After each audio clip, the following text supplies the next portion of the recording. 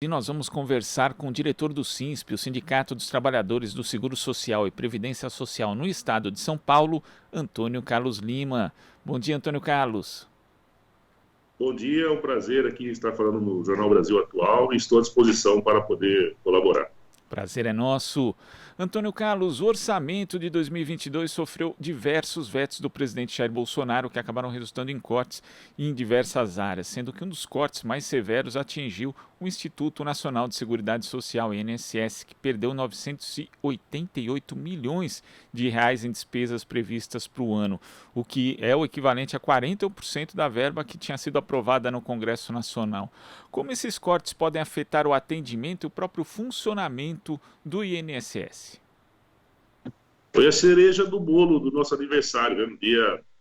No dia 24 de janeiro, né, que foi anunciado esse corte, né, dia em que a Previdência Social brasileira completa 99 anos. É um presente, né, maravilhoso. É o caos, na verdade, né? Nós estamos com agências fechando pelo Brasil, no estado de São Paulo. Nós não temos contratação de servidores públicos por concurso público e nós fechamos o ano com 1.800.000 benefícios, né, represados, não concedidos. 1.800.000 benefícios, nós falamos de 1.800.000 famílias. Desses 1.800.000 benefícios, 500.000 benefícios são somente de benefícios do BPC, LOAS, que atende aos idosos em situação de vulnerabilidade, aos deficientes, e nós somos pegos com esse corte do orçamento que poderá ainda mais afetar esse atendimento que já está muito aquém daquilo que o trabalhador merece e muito mais do que merece, ele paga por isso. Então, nós estamos vivenciando já nesse mês de janeiro, né, o prenúncio de que será o ano todo. Muito provavelmente esse número de benefícios represados aumentará, tendo em vista que todas essas variantes, falta de servidores, falta de capacitação, salários congelados, o não investimento em tecnologia da informação, já que o governo diz, né, a gestão do INSS diz que vai investir em benefícios concedidos automaticamente. Não tem como fazer milagre se você não tiver investimento na área da tecnologia para atender, né, esse quesito que o governo diz que vai fazer de investir em melhoria da qualidade da tecnologia da informação, sofrendo um corte de R$1 bilhão aproximadamente. E essa falta de investimento em tecnologia ainda fica mais pronunciada num período de pandemia em que boa parte do atendimento presencial deixou de ser feito e passou a ser feito de forma online também, Antônio Carlos? Exatamente. No período da pandemia, né, o governo, na verdade, praticamente jogou todos os serviços do INSS, praticamente todos, não, exceto aqueles que não é possível, para o atendimento remoto, isso já desde maio de 2019. Já havia uma implementação que estava sendo gradual, mas a partir de maio de 2019, né, praticamente todos os serviços foram jogados para o atendimento remoto. Nós não somos, logicamente, contra, né, a informatização, o atendimento remoto, mas nós somos favoráveis, né, ao atendimento remoto para quem tem condição de ser atendido remotamente. Nós sabemos que uma grande parcela da população não tem condição de fazer esse atendimento, ou porque não tem acesso à internet, ou porque não tem um computador, ou porque não tem a familiaridade com o computador, e eles acabam, né, ou não acessando o seu direito, e aí esse 1.800.000 benefícios represados, desses 1.800.000 benefícios represados, são benefícios que foram requeridos, mas nós sabemos que tem muitos benefícios que sequer foram requeridos porque a pessoa não teve condição de acessar o seu direito. E aqueles que têm condições acabam por procurar intermediários, né, escritórios, para poder pagar, para exercer aquilo que já lhe é direito. Mesmo assim, né, na pandemia, nós conseguimos dar esse atendimento de forma remota, fez com que o caos não fosse total, conseguimos atender, né, boa parte da demanda, mas não foi possível, né? Nós terminamos o ano de 2021, dados do próprio governo, com mais de 1.800.000 benefícios represados e, logicamente, nós já estamos chegando no final de janeiro, esse número deve ter aumentado muito mais. E continuamos na pandemia, né? Nós ainda não tivemos nenhuma medida restritiva. Nós temos informações que tem muitos trabalhadores do INSS adoecendo, muitos trabalhadores que procuram as agências do INSS porque as perícias médicas continuam sendo feitas presencialmente, assim como as avaliações sociais dos benefícios de prestação continuada. E com o corte do orçamento, até a própria limpeza das agências vai ser prejudicada, porque tenho certeza, como já aconteceu no ano passado, como aconteceu no ano 2020, nós tivemos que fazer corte nos contratos, né? O INSS teve que fazer corte nos contratos, justamente pelos cortes do orçamento. Então, nós tivemos contratos de limpeza, contratos de vigilância sendo interrompidos e não o atendimento. E até nisso é prejudicado tanto os trabalhadores que trabalham, os servidores do INSS, como os trabalhadores, né, segurados do INSS que procuram as agências para esse tipo de serviço que ainda continuam sendo feitos de maneira presencial.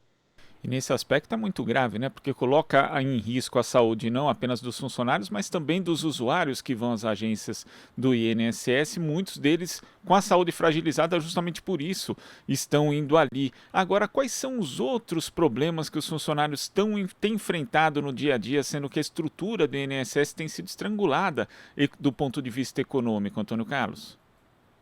Olha, a última vez que nós tivemos uma compra de equipamentos, para você ter uma ideia, de computadores, foi no ano de 2015. Né? Nós ainda usamos o Windows 7, né, que é lá de 2010.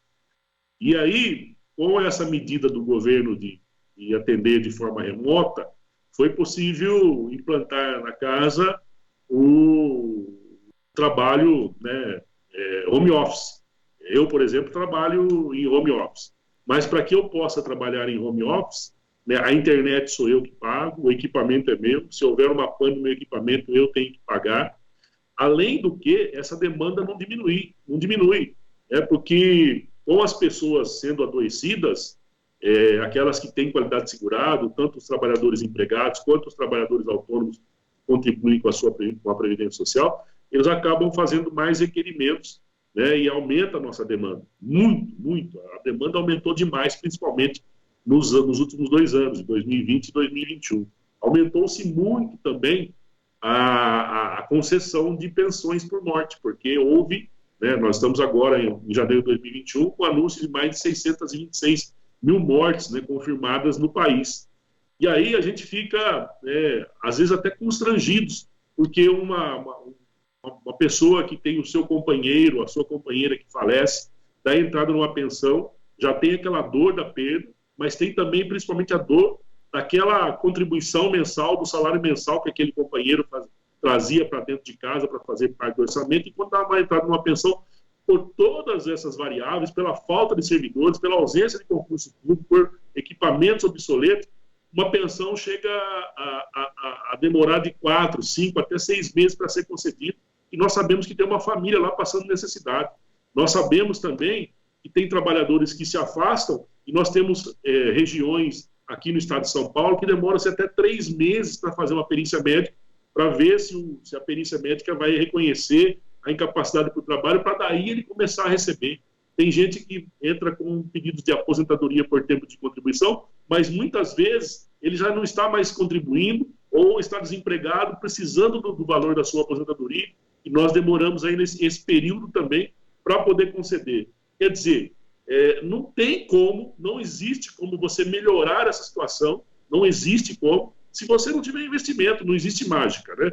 E o trabalhador, ele tem direito, ele pagou por isso, ele merece ser bem atendido, ele tem que ter o seu reconhecimento de direito feito de maneira bastante ágil, para que ele não sofra ainda mais prejuízos na sua vida.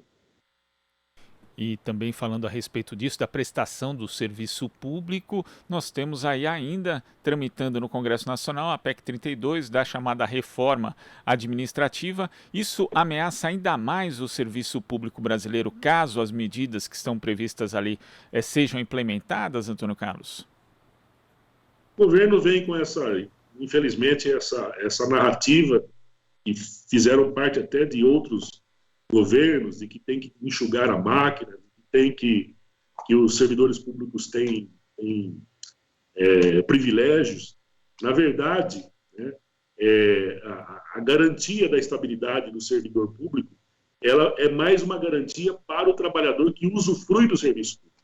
Você imagina, por exemplo, se nós não tivéssemos os trabalhadores públicos, os servidores públicos, durante essa pandemia, atendendo, por exemplo, nos postos de saúde, atendendo, fazendo essa vacinação em massa, se não tivesse os servidores do INSS atendendo, né, aqueles que ainda estão no INSS, porque, né, a debandada foi muito grande a partir de 2017, com a reforma da Previdência. Nós tínhamos 38 mil trabalhadores em 2016, hoje nós contamos com 19 mil trabalhadores e a demanda cresceu.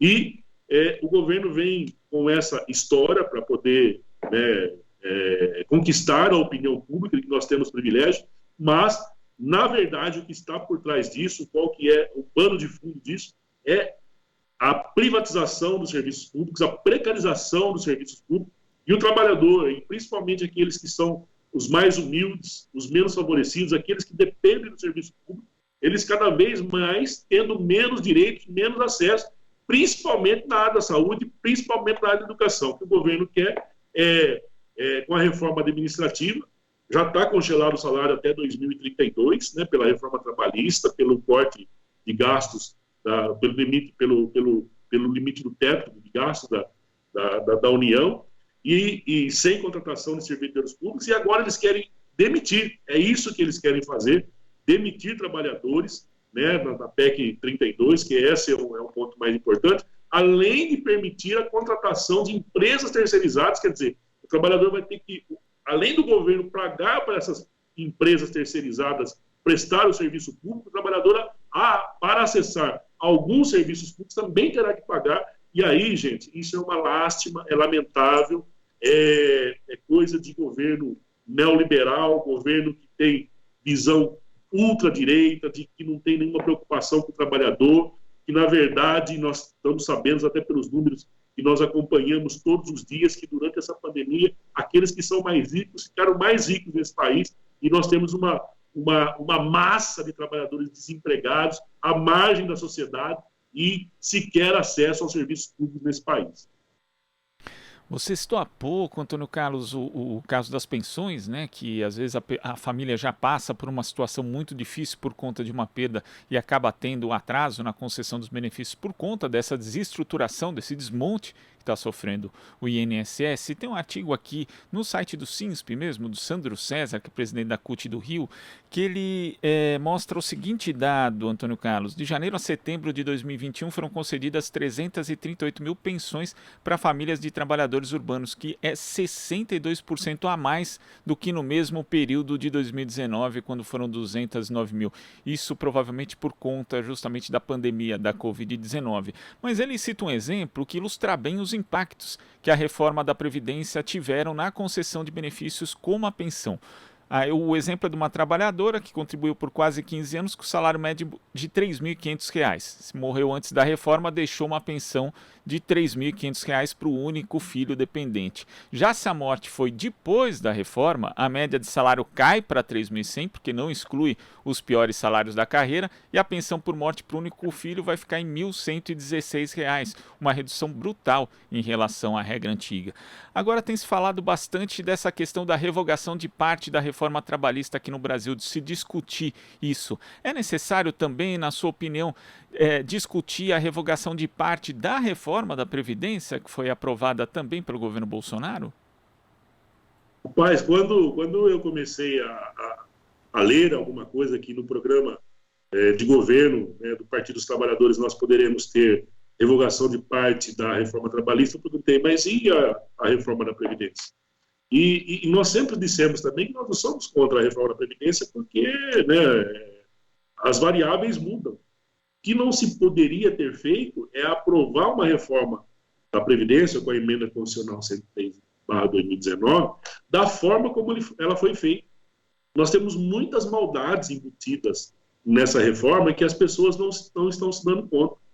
Por exemplo, acabou a aposentadoria por tempo de contribuição. Não existe mais aposentadoria por tempo de contribuição. Nós estamos num período de transição, né, em que as pessoas ainda conseguem se aposentar, o homem com 36, 37, 38 anos de contribuição e a mulher com 32, 33 anos de contribuição. A partir de 2027, para os homens e a partir de 2032 para as mulheres, isso não será mais possível. O trabalhador vai ter que ter 65 anos, o homem, e a mulher 62. Aliás, a mulher 62 já a partir do ano que vem. E aí nós sabemos que o trabalhador no nosso país, quando ele ultrapassa os 50 anos de idade, o trabalhador formal, ele tem muita dificuldade de ingressar novamente no mercado de trabalho. O que vai acontecer com esse trabalhador e com essa trabalhadora? Daqui a alguns anos, poucos anos, como eu já citei, o trabalhador vai ter os seus 15 anos mínimos de contribuição, ou 20, né, porque a emenda condicional, para quem se inscreve depois, é 20 anos o mínimo, e a mulher 15 antes e 20 depois também, só que não vai ter a idade. Por exemplo, uma trabalhadora com 50 anos de idade, com 30 anos de contribuição, ela perde o seu emprego e não consegue mais ingressar no mercado de trabalho. Ela tem 50 anos, ela tem 30 anos de contribuição e não vai ter acesso a nenhum benefício da Previdência Social. Quer dizer, ou ela se emprega novamente, ou ela dá um jeito de contribuir com a Previdência, ou ela vai ter que esperar 15 anos para poder ter direito a um benefício da Previdência Social. Da pensão, né, que você disse, do meu amigo, companheiro Sandro César, a maldade foi que houve mudança na fórmula de cálculo, não só na questão de não se desconsiderar os menores salários, mas porque, a partir da emenda, o valor da pensão é igual a 50% da média do segurado instituidor, do segurado que faleceu. Você soma todos os salários dele até a data da morte, faz a média, e em cima disso apenas 50%, mais 10% dependente, sendo que até a emenda era de 100% da média. Então, uma trabalhadora como essa, que tinha apenas um filho de 16 anos, era casado, o seu companheiro faleceu, ela vai ter uma média de 70% apenas daquilo que seria a média integral do salário de contribuição da pessoa que faleceu. E quando essa criança de 16 anos falecer, vai cair mais 10%, porque até os 21 anos apenas. Então, em outras situações também que foram colocadas, é que se trata trabalhadores, por exemplo, de uma região do Nordeste ou do Norte do país, igual ao trabalhador da região Sudeste. As mesmas condições são colocadas, mas se trata de trabalhadores que são expostos a agentes nocivos, em trabalhos penosos, né, como, por exemplo, os trabalhadores da indústria metalúrgica pesada, igual um trabalhador que trabalha na área da administração. É o mesmo tempo de contribuição, e nós sabemos que o trabalhador que trabalha na produção, ele precisa, né, de uma saúde física em dia para poder produzir. Logicamente que esse trabalhador teria que ter um tempo de contribuição menor, mas ele é tratado, por exemplo, como eu, que sou servidor público, né, que trabalho, né, um trabalho intelectual, mas o meu trabalho não é exposto a agente nocivo. Eu não preciso usar da força física para poder desenvolver o meu trabalho. E todo mundo é tratado de maneira igual. E não era preciso fazer essa reforma no afogadilho como ela foi feita. Na verdade, nós sabemos que ela foi feita. Né? Ela foi feita para atender os interesses econômicos, para atender o interesse dos grandes bancos, para que os grandes bancos possam vender os seus planos de previdência. É necessário que não haja uma previdência pública funcionando no nosso país. É isso que é claro. Infelizmente, é isso que está acontecendo, e a população, principalmente a mais vulnerável, é que tem sofrido drasticamente todos os efeitos da reforma trabalhista e também da reforma da Previdência. Antônio Carlos, queria agradecer a sua participação aqui no Jornal Brasil Atual. Até uma próxima oportunidade. Eu que agradeço, estamos aqui à disposição, e bom trabalho, boa jornada, e vamos revogar essa reforma que é o único caminho. Conversamos aqui com o diretor do SINSP, o Sindicato dos Trabalhadores do Seguro Social e Previdência Social no Estado de São Paulo, Antônio Carlos Lima. Você está ouvindo Jornal Brasil Atual. As notícias que os outros não dão.